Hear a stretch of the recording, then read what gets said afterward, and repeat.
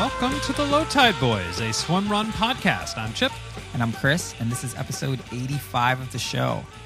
Now, if you're going to listen to one podcast this week, who am I kidding? This one. If you're going to listen to one podcast, probably listen to Smartless or one of those really good. If you're going to listen to two podcasts, you definitely need to listen to this one because the ÖTILLÖ, the Swimrun World Championship, is less than a month away. And to get everyone hyped for the race, we asked our friend, stud swim runner, super cool dude, one of the most interesting men in swimrun, and previous guest of the show, Oscar Olsson, to walk us through the legendary 75K course. This episode is basically a masterclass and super helpful for anyone who's racing the World Championship or just curious about what teams will face on September 6th. I mean, this is really, get your notepads out.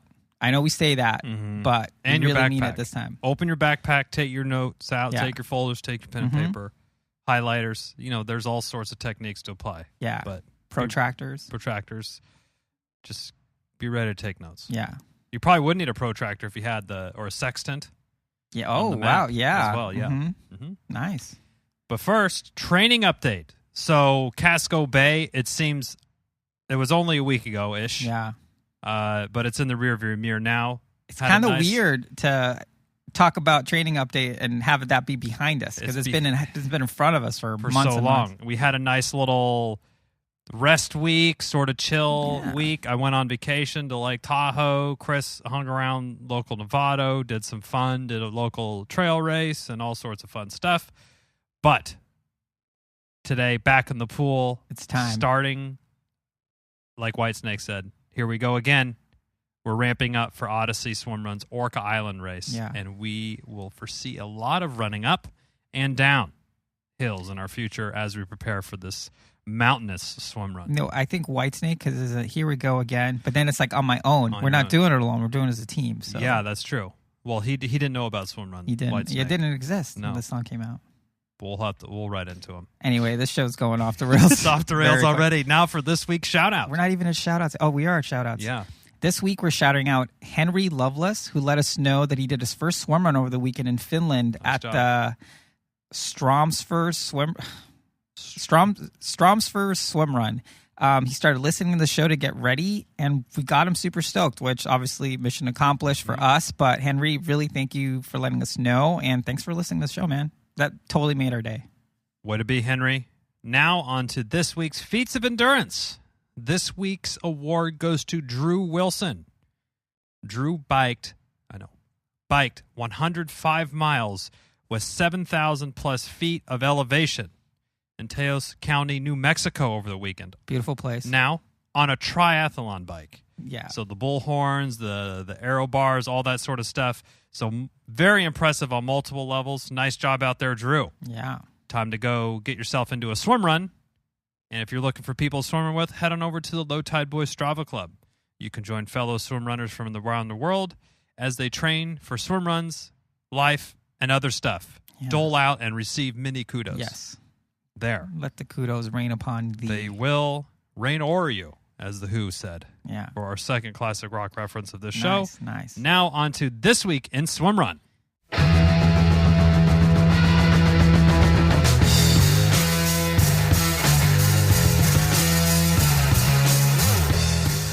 All right, we have lots of updates this week, so let's get right to it. Ödyssey Swimrun Mackinac Island is fast approaching. The race is on August 29, and we are already experiencing FOMO, if I can speak for Chipper. Lucky for us, we're going to have not one, but two LTBZ field correspondents. Tristan and Amy from Team Adorkable will be, quote-unquote, covering the event for us. And then they're going to be sharing all of the weekend festivities on our IG stories. And we're also going to be doing a race recap episode with them, so stay tuned for all that.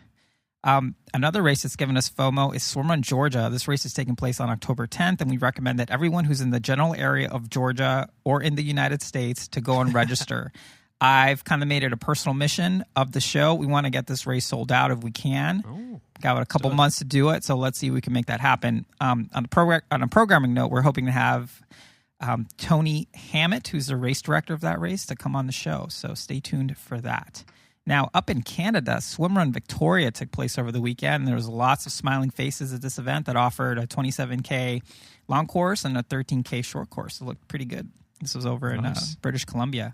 Now, over in Europe, obviously all eyes are on ÖTILLÖ, the Swimrun World Championship, which is happening on September 6th, but that's not all that's going on across the pond. ÖTILLÖ's final 15K sprint race is taking place on September 4th. That race looks like a lot of fun, and honestly, like, I would like to just go over there and do that race and then just like hang out and watch be on a boat and just follow everyone around for the get on the media boat or something. Yeah, the Swimrun World Championship. Yeah, ÖTILLÖ, the Swimrun World Championship.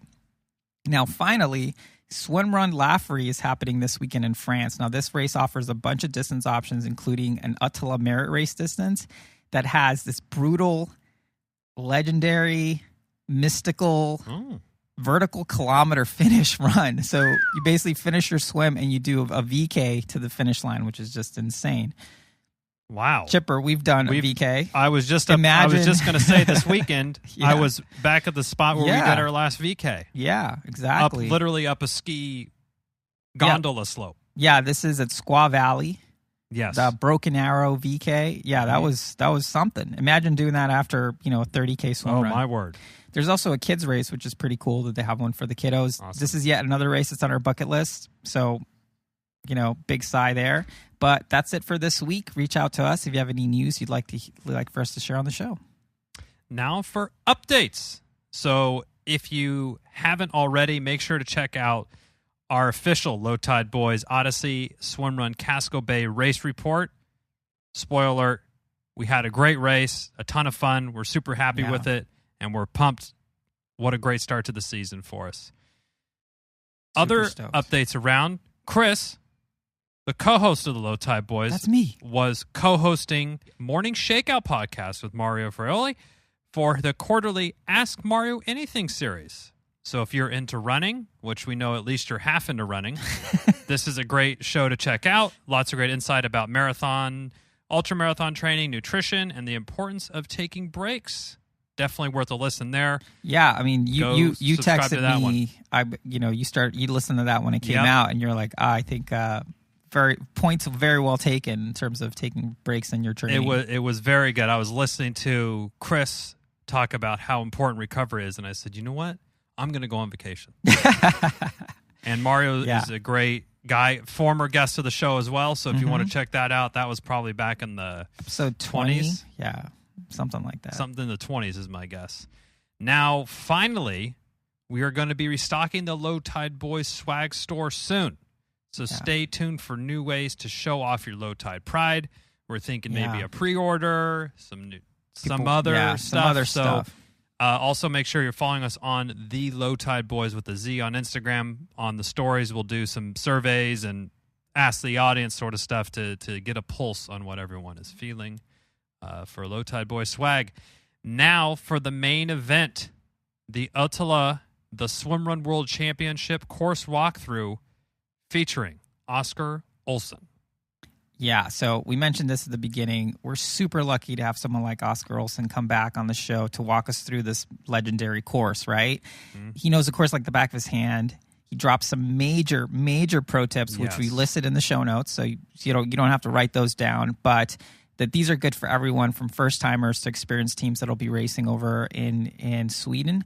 And he basically just gives us a masterclass on strategy for that course. I mean, he's a great ambassador for the sport, clearly loves swimrun, wants to help the sport grow, much like us. You definitely want a notepad out for this one. And we would also recommend punch up the map and also the leg breakdown so you can kind of get oriented of where you're going to be on the course. But yeah, Oscar's amazing. Super lucky that he took the time to spend with us. I think people are going to find a lot of value, and it's really in good. Between his, I think it was a 5-hour training day, he did like a 3-hour thing. Yeah, they chatted with us for like an hour, and then he went and did some sort of like road skiing, rollerblade skiing situation. Yeah, I mean, side note, if you're not following Oscar Olsson on Instagram, I mean, we list it in the show notes. It's O2_coaching. I mean, this guy, it's he's an animal. It's something else. So it's great.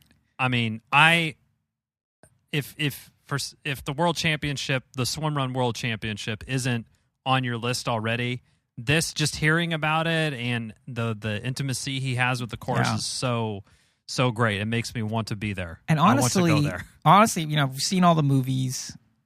Rasmus does a great job, right? We know a lot about this race, but with this interview, I feel like I can finally wrap my head around like what it would take to actually do it, rather than just being this like crazy thing that's out there.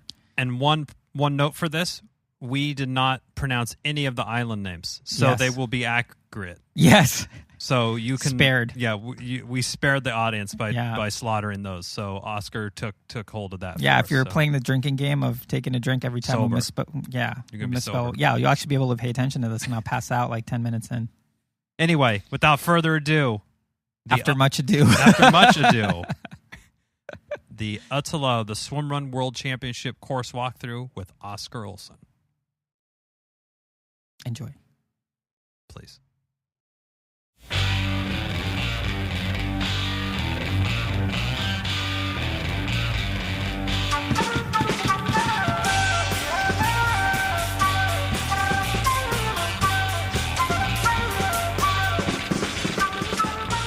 Yep. All right, with us today, back on the show, is Oscar Olsson. He came on the show back all the way in episode 44, but we're really excited to have him on the show to talk about the ÖTILLÖ World Championship. Welcome to the show, Oscar. Thank you, guys. Super nice for you to having me back on the show. Feeling excited to talk about the World Champs. Just next up. Yeah, it's coming up in a couple weeks. Before we get to the course, and what we're going to do with this episode, everyone who's listening, is we're essentially, Oscar has done this race a ton of times. He knows it like the back of his hand. He's going to walk us through the course. So if you don't know anything about the World Championship, this is great. If you know stuff about the World Championship and you're going there, or you're thinking about registering for it or trying to qualify for it, this is going to be like a master class on the course. But before we get to that, Oscar, how are you doing? How have you been?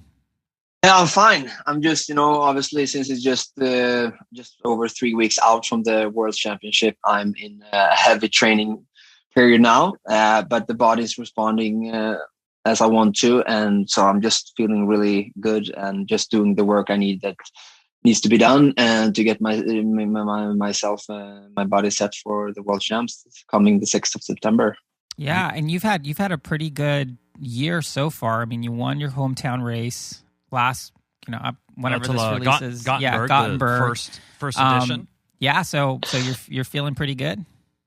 Yeah, I mean, it was so nice. It's one of the biggest races here in Sweden, and it's always 4 weeks out from the World Champs. So I actually done that race every year as a build up towards the World Champs, and I just think it's super good because has very similar structure with the mix of super technical runs with some really fast tarmac or flat running as well in the mix, and just as ÖTILLÖ has. And so I've done the race several times, and it's such a nice environment, and especially the crowd is amazing. I don't think we have any other races that I participated on the World Series that has this huge crowd all over the different islands that you run over, and so it's such a great race, and just that now World ÖTILLÖ took over it from the prior organizers and now hosting the World Series. It's just terrific to have that nice race course in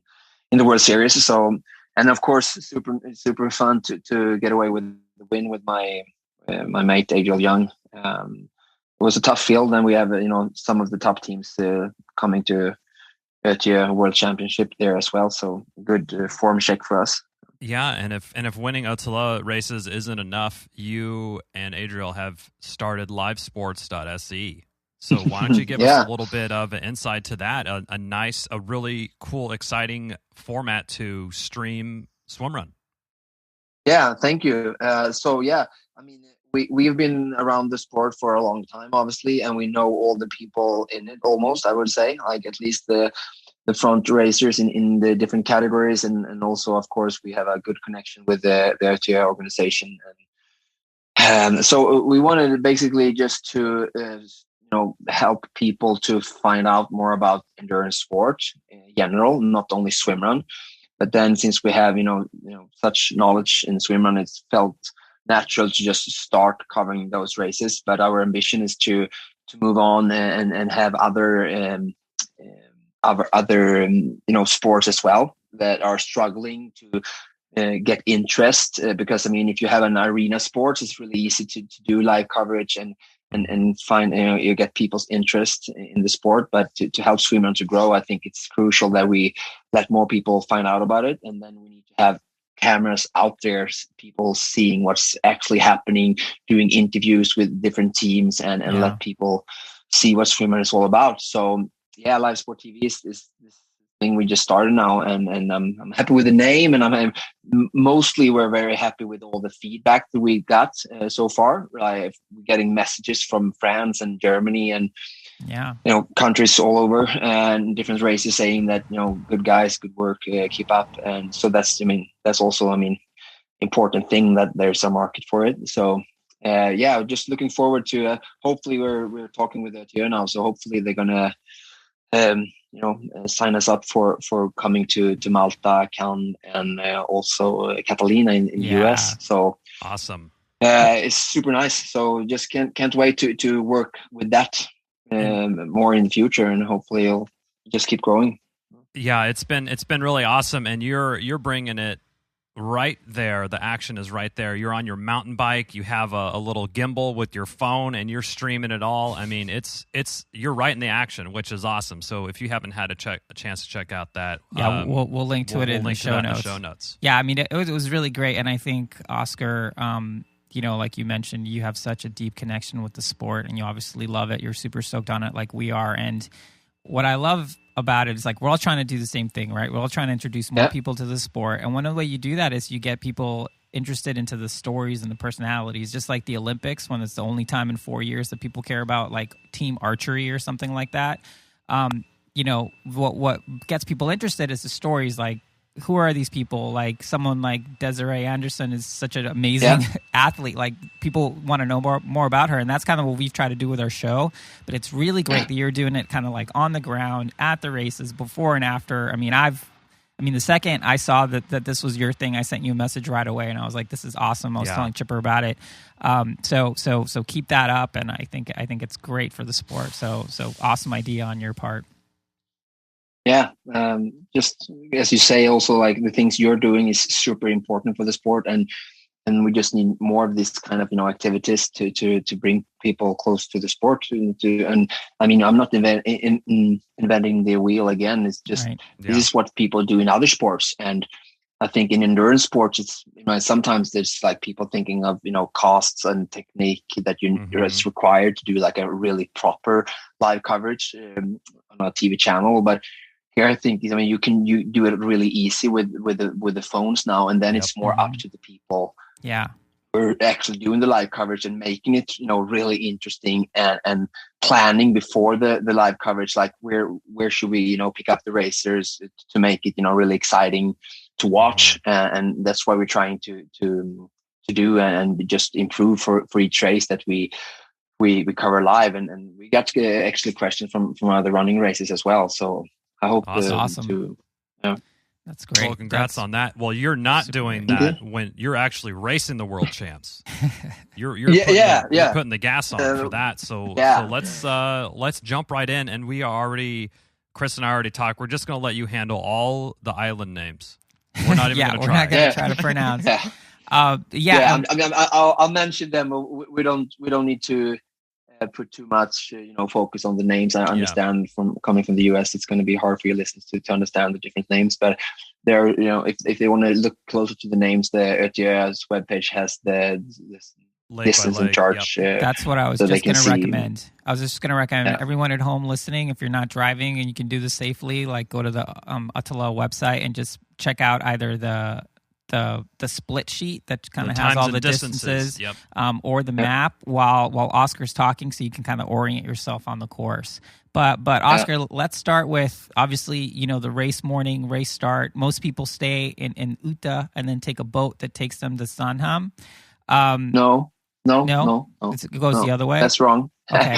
Well, so no problem. So this is in the beginning, when the race was not that big, we all used to sleep at Sandhamn Seglar Hotel. Super nice, super nice place for just going for a holiday or vacation. Like, if you're in Stockholm and coming, not from Sweden or wherever, you should definitely go visit that island, because it's super nice, and the hotel there is just terrific. So that's good. And we usually slept there But then now when the sport has grown and, they have increased the number of qualifying spots, obviously, we cannot fit all the races there. They can't.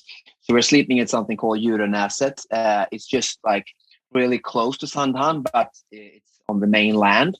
So you can actually, people get directions, people racing get directions to how to get there from Stockholm. Is with I think they also have like a races bus the day before, and this is then the Sunday.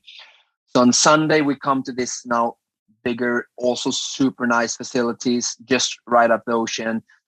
They have rented the whole place for us, and good hotel rooms and super good food. And so people arriving there around 12 or 2 p.m. in the afternoon and do their race bib check-in. And then about 5 o'clock, there's a race brief meeting with everybody in a big hall.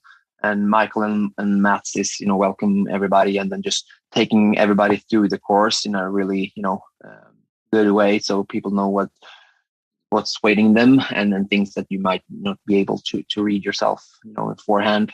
And then after that, there's a dinner, and people have dinner, talking, great environment, and having all the swimrun community come together, and people just nervous and excited to get out on the race course. And then after dinner, people just go back to their rooms and trying to pair the equipment and then go to bed, trying early since like the ferry leaves. I would say, I should know this, but it's somewhere around 4:30 or 5, because we need to be at the ferry is just like 25 minutes maximum. So you come out to Sandhamn around like 5:30 in the morning maybe, and then you have 30 minutes to do your last preparation, maybe go to the bathroom, and then at Sandhamn Seglarhotel, where the start has always been, and where we used to sleep, the start goes. And then it's 75 kilometers. I don't know what that is in miles. I should have prepared that. Can you help me, guys? Or do you know what 75K is? I'm going to try to find quick here. Yeah, it's 46.6 miles. Ah, good. There you go. Yeah. So big day. So 46 miles. Yeah. Solid day. Yeah, and it's 65K of running, so about 40 miles of running, and then around 10K of swimming, which is 6 miles-ish. 6-ish miles of swimming, 6.2 miles of swimming. And you have 24 run sections and 23 swims. And there's many in and outs. Yeah, I mean, if you look at that, it's about 42, 43 transitions. So there's plenty time to lose and to gain in the transitions, and also at this kind of course, like I guess many of the listeners here tuning in has done a swim run, but I mean, if it's a beach exit or entrance, I mean, it's fairly easy to get in and out. But these exits and entrances are much more technical, since we're out on islands and very tough environment. There's obviously even more time to lose or gain. More 40 plus transitions to I mean, look at if people follow triathlon and ITU or Ironman, whatever. I mean, 30 seconds here or 20 seconds. I mean, you can see how people are, how much time they use in transitions, and imagine there's a 15 seconds difference in 40 transitions. There's quite some time if you're having a hurry up, trying to get as fast as possible to the finish line. For sure. Cool. Yeah, so I'll try to take you through this. So the start is, as we said, Sandhamn Seglarhotel, and there's a martial start. So for you who doesn't know that, it means that to keep the people not rushing too quick through these small narrow roads through the society the houses. There's a martial start. It's a car or what's it called?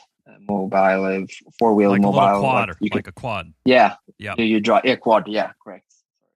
And it's the first K is 2K, and it's the marshal, and he just leaves us about 500 meters before we get to the ocean into a trail section that brings us down to like a huge beach. And usually people are very stressed and are trying to find their position in the pack, which is like super silly, because when you get down to the beach, it's super, wide, and it's, so much room for everybody. So even if you're sitting in 15 or, 20 in the pack and wanted to get, trying to get to the front, it's super easy because you get this super big beach and everybody just splits out and finding their time into the water, and it's you can walk the first few meters out into the ocean, and then it waits the first swim, which also is the longest swim of the day. It's more than 1 mile, so 1.7k of the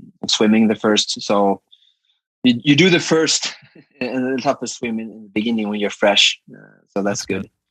And I think also it's good because the field really gets split up. So at the first islands you go through it, the race is already split up a little. Now, Oscar, let me ask you. So obviously very early in the race for this first swim, is that a place where if you and your partner are feeling good, you're like, we really need to do well on this swim because the field is going to separate, like the really strong swimmers are going to get an advantage? Yeah. So like if you're racing for the top, podium or whatever, in each category, you are very careful making sure that you're making that front pack. And I mean, we know each other and the different, competition and racers. So everybody in the front makes sure that they just get on their feet and then just stick together. And like almost all years I've been participating, the people who are, racing for the win has been together coming up after the first long swim. Some year you have these super swimmers, but they've never been, really in the mix for the win. So they swim like away from everybody. And then on the first island, we catch them. And but sometimes that's a good thing. Like they could, drive up the tempo and sometimes a few people or teams fighting for the win. Yeah.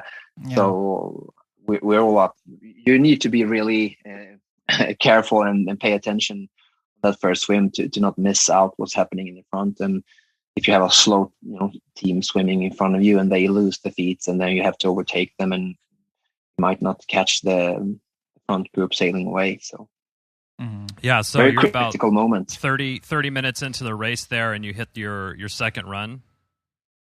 Second run, correct. And that's Vindals. It's a really small island. It's just about 900 meters of swimming, so a half mile.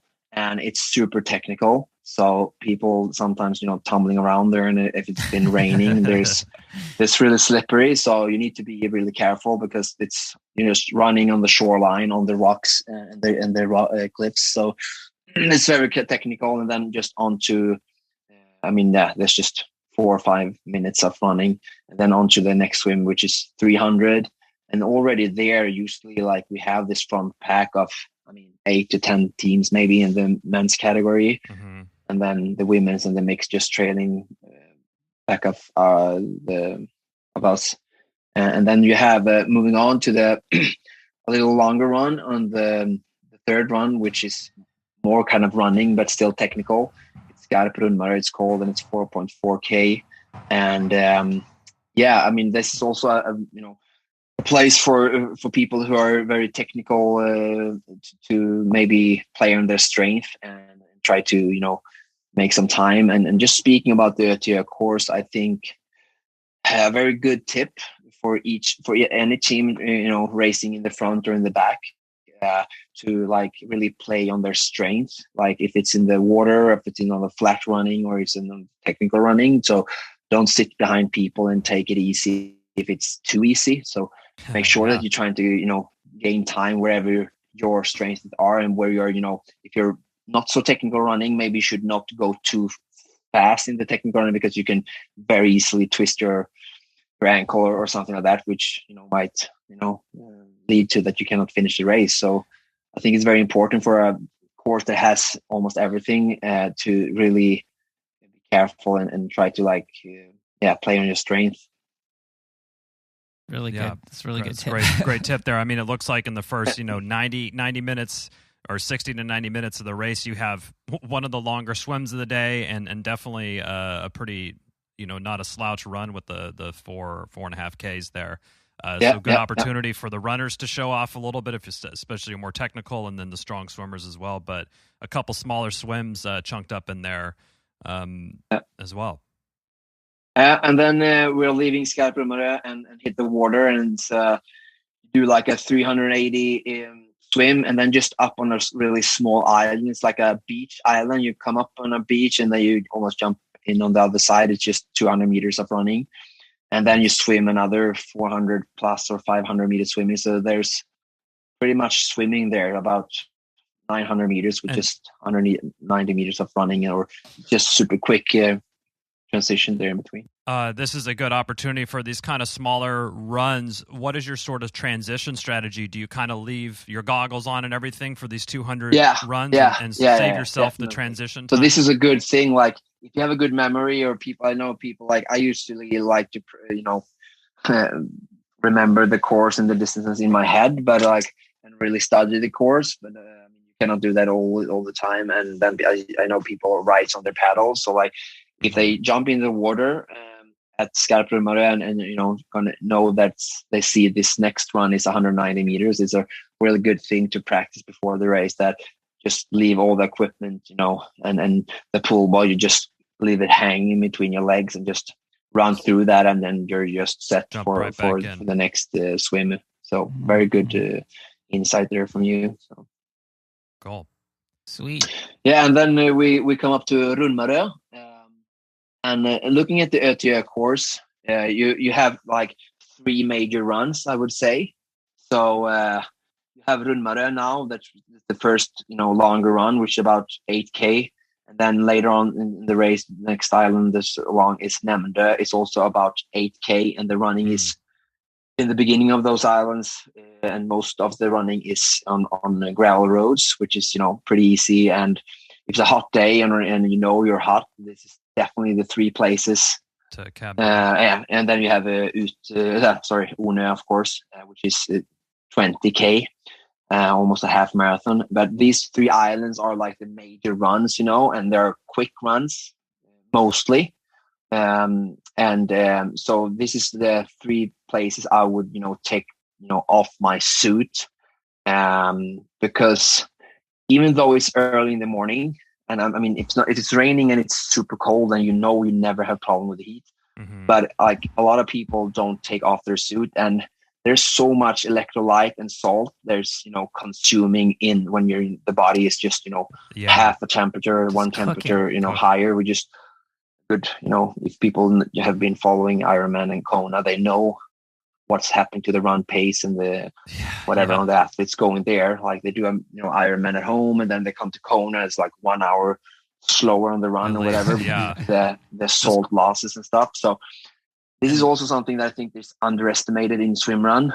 Like you should be really careful knowing about your limits. Like of course you can lose time getting in and out of the suit, but these things also like the transitions that you can practice with your teammates. Mm-hmm. So like I've learned to do this in still running in 4:15 minutes per K, which is fairly fast. So I don't lose that much, and then you need to know that later on through the race, losing all this electrolytes and salt will have an effect on your performance, because if the core temperature goes up, it will definitely affect your speed. So just these 3 runs, I think is 3 really big major things on the course to know about and really prepare of how we're going to do here. There's also time on these islands to really eat and drink maybe a little more than the technical, even if you need to refill there as well. Like if you're running with some gals like we usually do, this is time to really have the chance to fuel up and just eat your way through the whole race, because it's a long day. Yeah. So you have your first energy station there, it looks like. So like you said, take a gel, make sure you're doing that. We're talking, this is 90 minutes to 100, and so like an hour and a half to 2 hours, 2.5 hours into the race. So we're talking about maybe a 9 to 12, 13-hour race for some people. So you don't want to fall behind on taking in energy and getting your calories in early. And same thing with cabbing down on the suit. You don't want to cook yourself too early, because you have a very long day ahead of you. So as much as you can kind of keep the energy levels up and the heat away, if it is a really hot day, I think the better off you're going to be. Right, Oscar? So yeah, and then as you said, with the Red Bull Sprint Prize, I don't know if it's this year, but usually in the front, no one cares about that. Like someone gets there first, and it doesn't matter, because if you're going for the win, you don't care about the sprint prize that much. But it's usually some money in that involved. Nice. So that's this second energy station there on Roon Maria, and then you move forward, and it's really good, nice gravel road after the energy station, going south out on Roon Maria, and then just like a K, 1.5 last K, you get into the forest, and this is a good place when you hit the forest and the trail there that take down the tempo you've been pushing on the gravel road, and make sure you start to get up the suit. It's a good mark if you don't know the course. Like when I leave the gravel road, I should start getting prepared to get the equipment ready for swimming. And then it's it's some technical, and it's a super technical like a downhill, just 50 meters, but down to that swim. And then you come up over to Munke, and this is also very technical. You run into the trails, and you swim in almost like a small pond. It's not a pond, it's the ocean, but it feels like a small pond, and you have some boats you're passing. So some years you need to be aware of this anchor line coming from the anchor, like people they're swimming too close to the boats there. I always recall. And then you come up. Also, the rest of Munke is super technical, and then you have a longer swim leading Munke. And in the end of Munke, you run just on the shoreline as well. It's super technical, small rocks. Place I like a lot. We put some time into the other teams here several years. And then you have a longer swim, about 1,000 meters.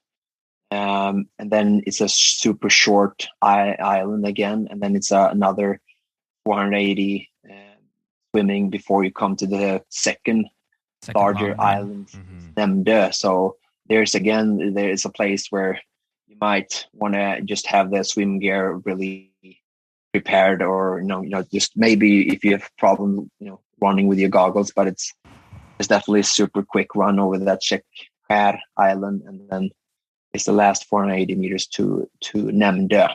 And then Nämdö is energy station there. Make sure to get some calories in there, and then also you have this choice then or decision to make depending on the weather to cab down, because there's another 8K of running waiting for you. And it's also in the beginning of Nämdö, it's a little technical, but pretty fast. You get up onto the gravel roads, and there's fast running to that almost halfway point.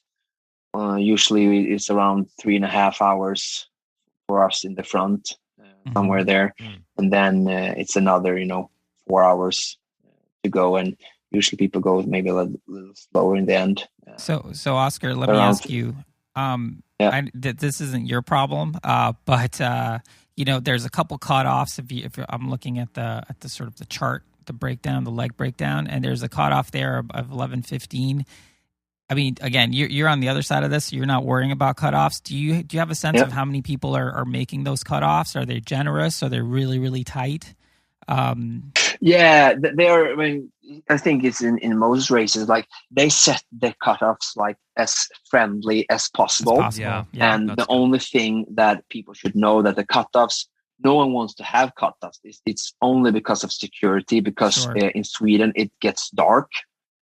Oh, so yes. their organization knows what time they need to be back on Ute, like before dark, because and if you have a certain if you don't make the cutoff with 2 minutes even, I mean, it will be really hard to like maybe increase the tempo. So I understand why they have to be that harsh with the cutoffs, but if they could, if we would do this in June in Sweden, I predict that the cutoffs would be, even 30 or 60 or 90 minutes, even, maybe nice or whatever. But, and then also, I think their attention is security first, but then also like it's still a world champ. They you need to perform and be ready to do this race. You cannot have 24 Yeah, hours. you got to be ready. Or, noted. So I think you have that perspective as well. But I mean, yeah. So, but now in September, I think most of the biggest reason is that if it gets dark, you understand to do swim run on super slippery rocks and stuff the dark. It's as an organizer, you don't want to have that people on your conscience being out there super tired after 13 hours in the dark. Yeah. I'm exhausted already. Just hearing that makes me exhausted. All right, so we've hit Nam Da. And there's a funny part of the course where you run down to a super nice bistro where they have an energy station, and you run back it's 500 meters or 600 in and out, and so people meet each other there. Okay. And then you take a left instead, and you keep going south down on Nämdö, and also the rest of Nämdö is pretty easy and not so technical and fast running. But usually when you get close to the water, there's no road. So usually when you leave these islands, there's some technical in the end. Mm-hmm. And then it's a short swim, and it's up to Mörtö, which is a super nice island, but it's very technical. It's trails. There's not that much rocks, but it's in the forest and it's nice. And but you need to look out where you put your feet and just stay sharp since you're now halfway in the race. And there's a small energy station on that, and then you're moving down to the pig swim, which I know a lot of you know of. And here's my number one tip that Paul taught me the first year, and I try to do this always. Always take a gel before you hit into the water, no matter how much or little you'll be needing before that. There's a 1,400 meter swim, but usually for even us in the front who are good swimmers, there's usually longer time in the water because there's a lot of currents, and that swim is just tough. It's more opened, and you're not having a lot of people in front of you, and you're doing most of the work yourself, and so that you're usually more time there in the water than even on the 1,750 meters swim. And this is across the board of all racers. So take a gel before, and to know if you're uncertain. This is usually in good conditions, or also I think in bad. The first swim and pig swim, they have a super good flashlight that they use in boat life. Yeah. Nice. Yeah. So on the other side, you can see this flash because obviously it's so far that you can't see the flag, but they have this flashlight. So when you come to the pig swim and you're doing the race for the first time, you'll know you're there because you can just see how far to the other side, and you can just see this flash. And then, Oscar's knocking on your shoulder saying, take a fucking gel. Okay, take a gel right before the pig swim. That's the pro tip from Oscar. Yeah, because it's such a demanding swim for all of us. Sure. Yeah, it's going to be a spicy one. So we have a pool boy and paddle, so you're in a wetsuit, so you're floating. So don't be worried. Just take it your pace, but so good, and to have good energy levels going in there, because also when the energy levels goes down, you all know that the body starts shutting down, has harder to keep you warm, and usually a lot of people are cold, including me, coming up from the pig swim. So that's just so important to make sure to fuel up there, and then you come to the next, and there's always a super funny tradition, and I'm assuming they're not changing it for this year because you're just longing for that Twix. So I don't know why the story behind that, but you always get a Twix when you get up there on the energy station. Twix, I think they have the candy, some other sports drink as well, but it's always you get this Twix. You don't get 2 or 3. Everybody gets one each, and it's super tasty after being in the water for so long. Yeah, I kind of want a Twix right now. Is it the left Twix or the right Twix? Do you know? I don't know. It's this with the golden paper. Nice. I think they used to call it Rider when I was little, but now it's Twix, I think. Yeah.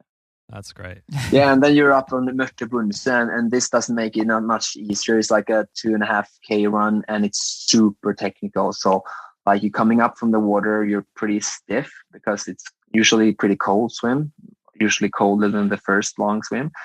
And you're just, drained of energy. So here's really, you really need to be pushing, and I mean pushing in like not being lazy or like, oh, this is tough, and like, because here the course is really challenging you in a technical way, and also done that long swim. So people having stuff, legs coming up cold, and it will take you a few minutes before you get the legs going, but then you're back running again, and Oscar, then it's a super short. Yeah. Let me ask you. So when you're feeling a little bit chilly, like the legs are feeling stiff, and you're having a hard time kind of getting heat back in the body, what is a tip or two that you like to do to kind of try to get warmed back up? Do you leave your swim cap on, or is there a certain trick that you have that you? Yeah. So at these islands, you don't take anything off. I think like people usually like are cold, so like you only take off the swim cap when you're feeling warm. So if it's a hot day, people just automatically take off the swim cap on this island. But if it's a normal year, I'll say people just running through this island with the swim cap on and the goggles on their forehead, and just running through it, because there's some technical running, and I think it's important to try to keep move and not, falling into that temptating walk, because you need to get the legs going, and I mean, the more you walk or you stay still or in any kind of race, the body starts to stiff up, stiffen. So I think it's really important, even if, just finding your pace, just keep moving forward and find the heat and the legs. That's a really good tip. Yeah, it's a really good tip. So like anyone listening, if you're doing after the pig swim, just make sure you're trying to move. Yeah. Trying to move. Like don't walk. Yeah. Get the blood moving around. Definitely. Yeah. And then it's a super short swim next to the next island, pre-Skimunda. Skimunda Bunsen is called, and the big Skimunda is next. And the Skimunda is also always a famous mark in ÖTILLÖ World Champs, because that's the island if you pass before you hit Une, which is the right and long run. But it depends how you look on it. But anyway, you pass that second, also technical, and then it's another 1,000 meters of swim. So it's like the fourth or third longest swim, just so close after the big swim. Yeah. So this is like from you start the big swim until we hit Skimunda, the island before Une. It's a very crucial point in the race, both for the front pack and the people in the back, because it's a lot of swimming, it's a lot of technical, it's far into the race. You're getting the head and the body starting to, struggle in different ways. So just prepare almost, and it's an energy station before you do that 1,000-meter swim as well. So maybe take a gel again or a refill and prepare yourself for that longer swim. Luckily that's kind of like the last. That's the last major swim. Everything after that there isn't anything longer than like when you've done meters. that swim, very, very good point. After you've done that swim, like all the tough swimming is done. You only have like smaller 300 to 400 swims after this point. So a lot of swimming in the beginning actually of ÖTILLÖ, through the half point and through this place. And then you have Skimunda. It's a nice island, some technical trail in the beginning, and then you come out in some like what we call like open fields, and not super technical, pretty nice running, and just not so many houses you pass. It's just into the wild and not that tricky running at all, as you just pass the two islands after big swim. And then you find your way to the next energy station, which is just on the water before you enter the swim that takes you over to Une. And also there, like you have an energy station there. So start eating at that energy station, because when you hit Une, there's no energy station until like 8 or 9K in. So make sure it's a good tip, like if you're out there for a long time, to really fuel up on that energy station before you swim over to Une. Like if you're not sure where you are at, ask people at the energy station, like, is that next swim Une, or where am I? And they just going to tell you, that this swim takes you to Une, and then make sure to eat, because then you have a 300-400 meter swim, and then it's like a 9K of running to the church on Une, where you have the next energy station. Gotcha. And then now we're on. And that's the meat and potatoes. Yeah. That's what everyone talks about. That run on Urna. I mean, I definitely understand that. I mean, that island can be somewhat frightening, but I mean, I think there's other parts of the race that are definitely more demanding. I would say the peak swim, like there's so much, we are not brought up in the water. We're, born on land. That's true. And I mean, there's not that much technical running. You have some like nice rolling trails, but not as the other parts of the course. So just rolling through some trails, the first 4 or 5K, and then you hit the gravel road for another 3-4K before you hit out to tarmac, about 1 to 2K before then it's station. So really smooth, easy running there on Une. And I mean, if you take your pace, you're having, since it's not so technical, you have all the time in the world to eat, to cab down the suit. I think, everybody should do it on this island, like almost no matter what kind of weather conditions. I would say take down your suit at this island. If it's the only place, this is the place to take it down. And then start using Lina. And sometimes, I mean, the Lina you have between the teams, partners, sometimes you don't need the Lina to actually drag someone. You just use it because you're running in front, having the Lina and, pushing up the pace, and the Lina makes you just stay together, even though the person in front is not like really pulling you. I think this is a good place to use Lina if there's nice. You have one, and then you just take your way down to the church. And when you come to the church, like I'm halfway, I'm done. I mean, this is easy, and I mean having those positive thoughts and like it's a really good mark. Like I've done half of Une, and after Une is just the fun, easy part to the finish line left.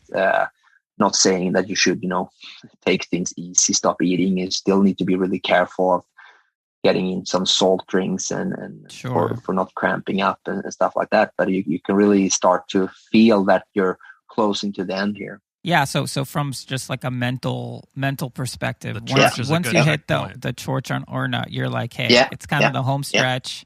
Like, just try not to sprain an ankle or totally take a kind of turn. home stretch feeling there, because coming on to Orna, you're still done more than half the race, but your mind tells you, okay, I have a half marathon to run now in my Swimrun kit, So coming to Orna Kyrka, you're done the most. You're halfway through that run, and then it just keeps taking you another 4 or 5K on like really, the tarmac. Super easy running. Then you make a left turn into like a gravel road, and that gravel road continues almost like until it's like 1.5K or so left of the run. Then you have like last mile of that run is in the forest and somewhat technical before you make your smaller swims to the last few islands.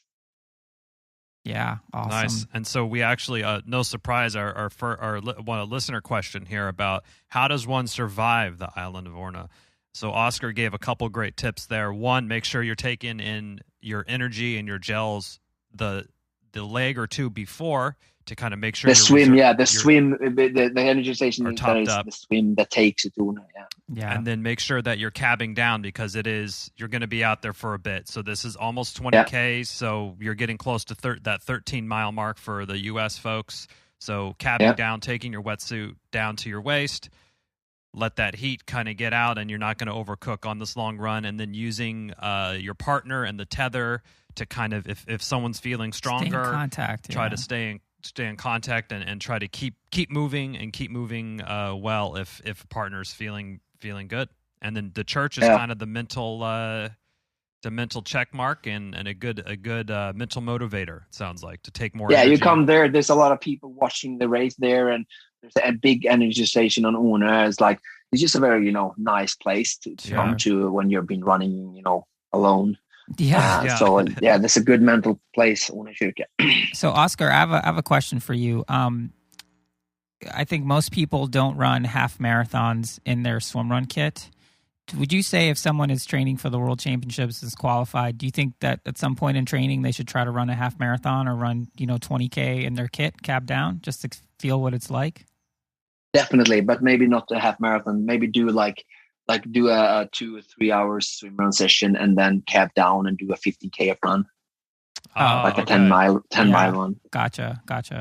So not the full thing, but just kind of 70 to 80% of the distance or something. Nice. That's a great tip. And practice just running with the kit and fueling in the end of a session that's that long, and make sure. I mean, I definitely think also you should do some swim run before you do that kind of session, so you get it more race similar. That's a great tip. And then I think you would also suggest, I don't want to put words in your mouth, but that when you're practicing a session like that, make sure you're practicing taking your gels and fueling during that area too, because that's a very important part about having a successful experience on Orno. And if possible, please do it with your partner. Yes, yeah, absolutely. Sure. Yeah, if at all possible. Because swimrun is a sport of a team, so it's good to do those kind of key sessions with the teammate. So you're where you've done it in some way, when you hit Orno in the real world. All right. Yeah. So race day. Check off the box of Orno and you're on your way home, if you will. Yeah, and I mean the next part, it's like for the winning teams, it's about 45 minutes or so of racing left, which means it's not as far at all for the other people as well. So like you have 1, 2, 3, 4 kind of smaller swims, and then there's an island. There's some easy long battling with some easy running, and then also some technical running, and then the last 2-3 islands you pass before Ute is really technical. But like here, people in the back usually just hiking, walking, taking it really easy, not doing anything stupid. It's super technical, but you're just moving your way ahead, and then it's a super short swim, like 100-150 meters to Ute. And here there can be some current, and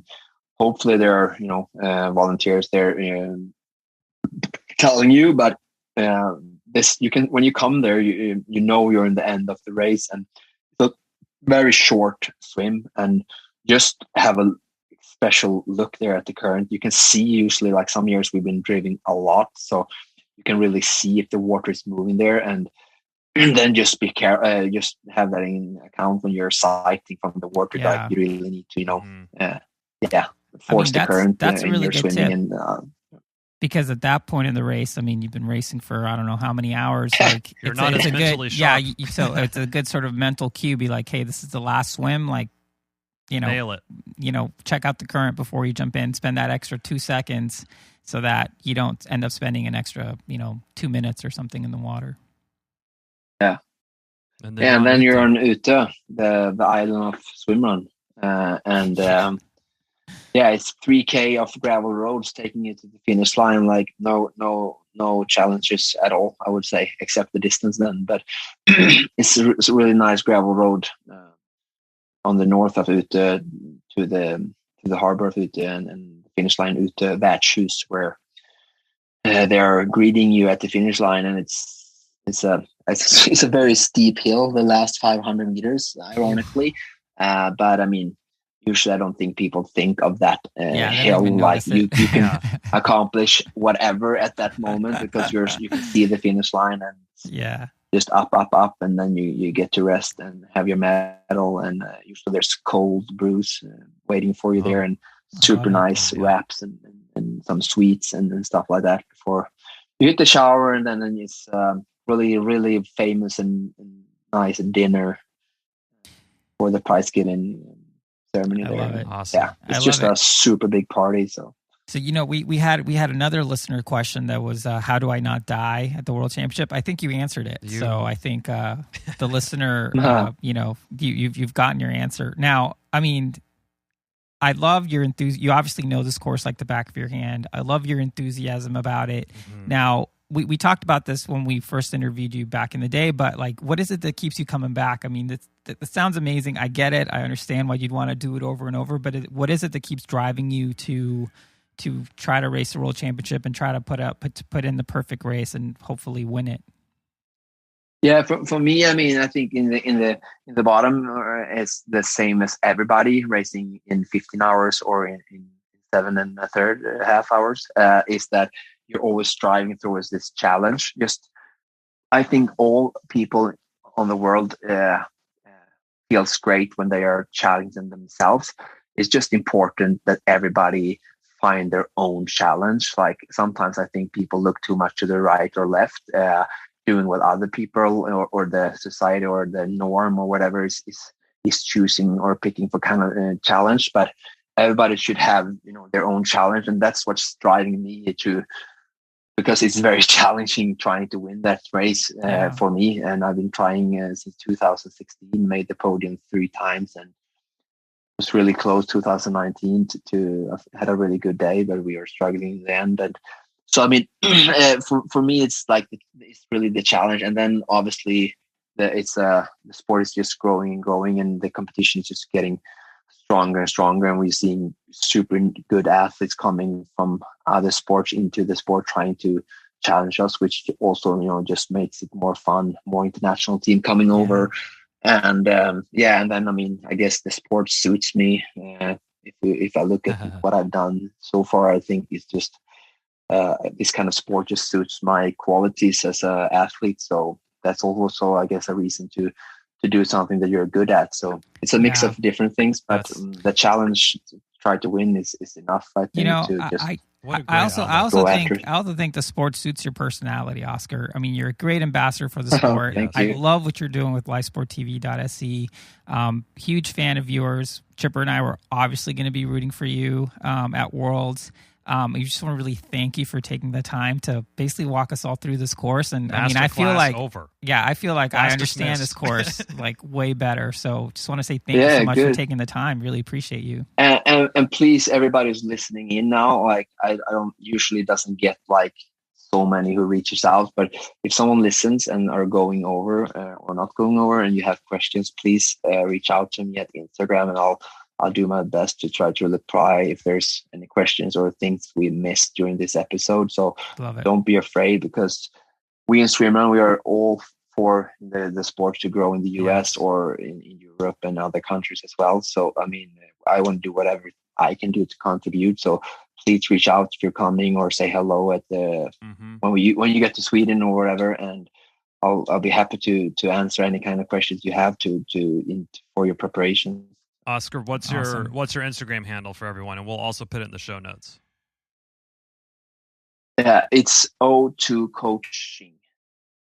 O2 Coaching. O2 stands for oxygen, and then also Oscar Olsson. 2 O's. Yes. So, and then my business is coaching. So O2 I love it. Coaching. Great. O2 Coaching on Instagram, and that'll be in the show notes. Again, Oscar, absolutely can't thank you enough for taking the time and dropping your serious knowledge about the ÖTILLÖ World Championship course. And no worries. Just happy to be contributing in any way. Love it. Well, best of luck out there in a few weeks, and we'll be rooting for you. Thank you, guys. Thanks for having me on the show. Cheers. Good luck with your continuous awesome work on the show. Cheers. Thanks. Thank you for listening to the Löw Tide Böyz, a Swimrun podcast. Make sure to subscribe wherever you listen to your podcast and leave a review on iTunes if you're so inclined. You can also sign up for a newsletter at lowtideboys.com. That's boys with a Z. And check out our meme page at the Löw Tide Böyz on Instagram. If you have any questions or suggestions for the show, drop us an email at lowtideboys@gmail.com. We'd like to thank Writing Easy Records for our show music, and of course our wives for their support and tolerance of our swimrun activities, hobbies, and other bullshit we do. Finally, you can support our efforts on Patreon. Until next time, get out there and go for a swim. And then a run. And then another swim. Then another run. And then another swim. And then run to the finish line. And just keep going until you're done. Yes. Or until run you to cross the finish line. Or run to the car. Or run to your car. Somewhere. Just keep running. Peace. Only happiness about tomorrow.